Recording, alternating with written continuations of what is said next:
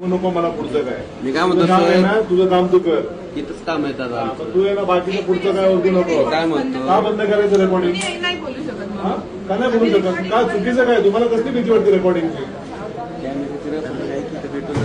ऐक रे राजा, तू अक्कल नको शिकू. आमचं अलाउड नाही दादा इथं.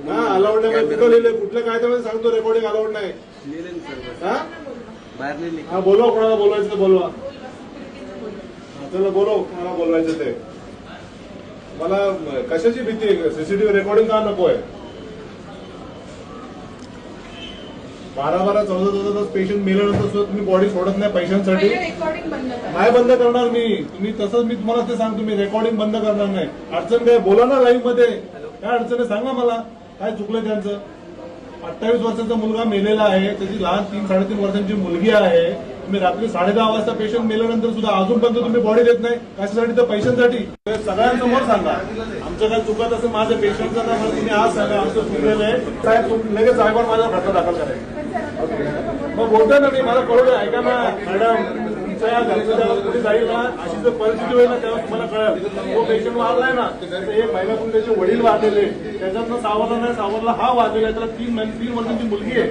मी रात्री 10:30 वाजता पेशंट वारतो, सकाळी 12 वाजेपर्यंत तुम्ही इन्शुरन्स असून जर सोडत नाही ना, मी घेणार का जबाबदारी त्याची? त्याची बायको आहे, तिची हाल काय ते बघा.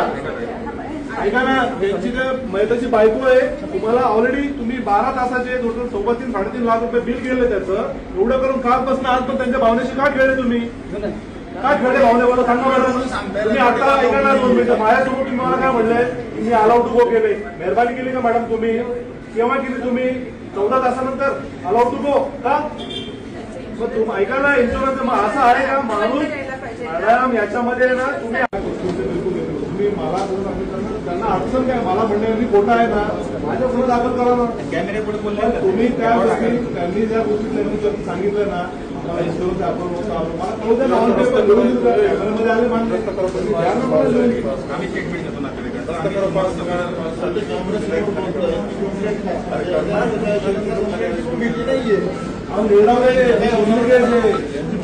दुसरी केस आहे यांची. बोल ना. बिल्डिंग मध्ये ये इकडे. आपण गाडी बाहेर मला गाडी आम्ही कुठे गेलो ना तर घेतलं.